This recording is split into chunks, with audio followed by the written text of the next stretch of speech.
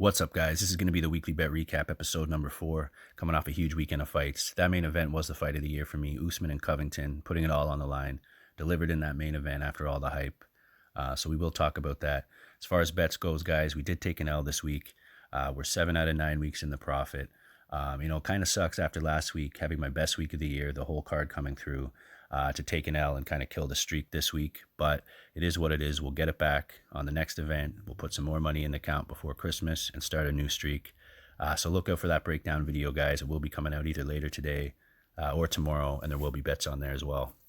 So for the first 3 fights of the night, guys, small bets, just to get a unit back out. Just basic, right? So I did have enough respect for the opponents here. First fight was Peixoto and Soriano.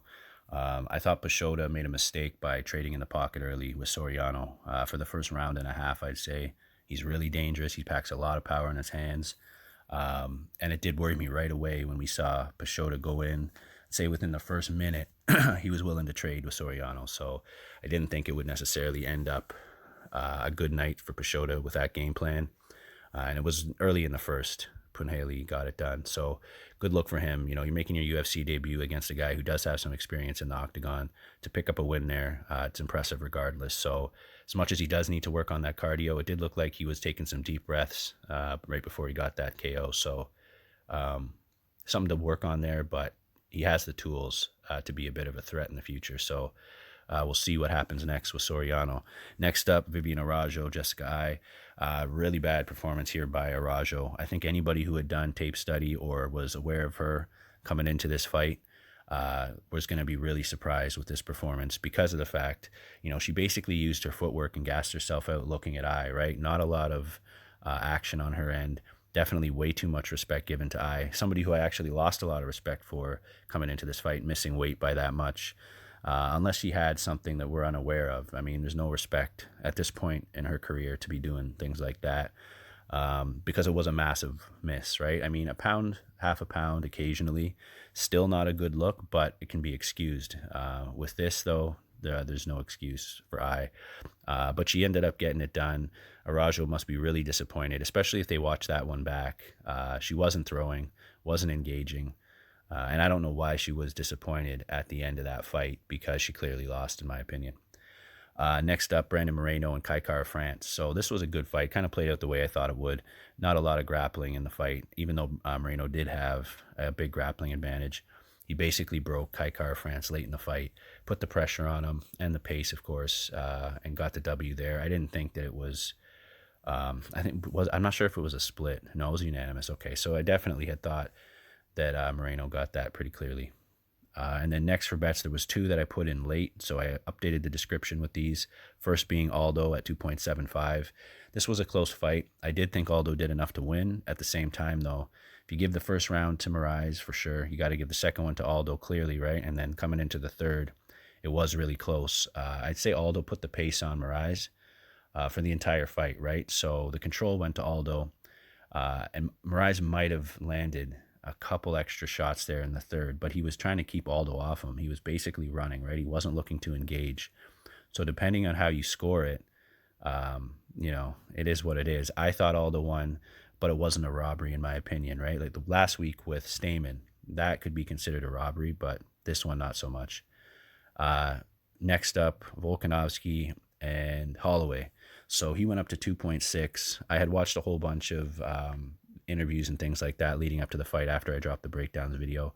And I kind of got the impression that Volkanovski was going to go for the kill, put it on Holloway.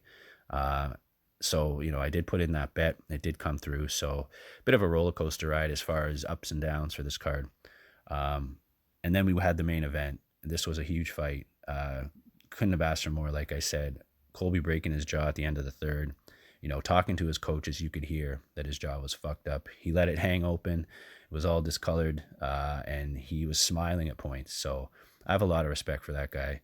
Now, I think he gave the fans, though, everybody who didn't like Colby got what they wanted because he did have his face was busted up.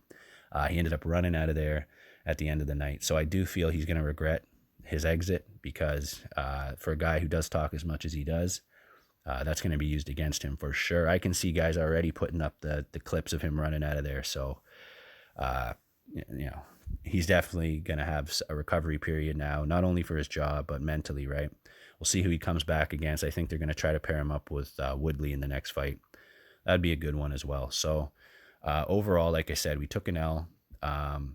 Overall, it was at 5.15, I believe, the previous week, and it left us at 2.65 this week with the losses included. Now, Combate, I didn't talk about.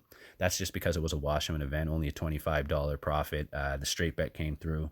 Also put a bet on a line that was off. So in the end, it just came out basically even, slightly up on that event. But at the end of the day, I think it's actually a really good number. We've only been tracking for 3 weeks, right? I wish I had started right back when the channel started, but of course we will continue it. And I think 250 is a perfect spot to do another strategies video, because I was going to be putting one out where, you know, it starts from the time you put that initial deposit in the account and then how to disperse it and grow that bankroll, right? So I will put out that video, as well as who to trust, and that'll basically give you guys a good idea who gives good analysis, where to look to do your research for fights, and who to stay away from. All right, so 2 videos that will be coming out in future, something to look at there. And then of course the full breakdown video for UFC, Frankie Edgar against Zombies coming up, right? So there are some plays on that. I will put those videos out over the next couple days. Probably the breakdown will, like I said, come out either later today or tomorrow. That's about it, guys. I do appreciate all the support for the channel lately. I do want to hear who you guys have for this event coming up. And that's about it. I appreciate you guys for watching, and I'll see you on the next one.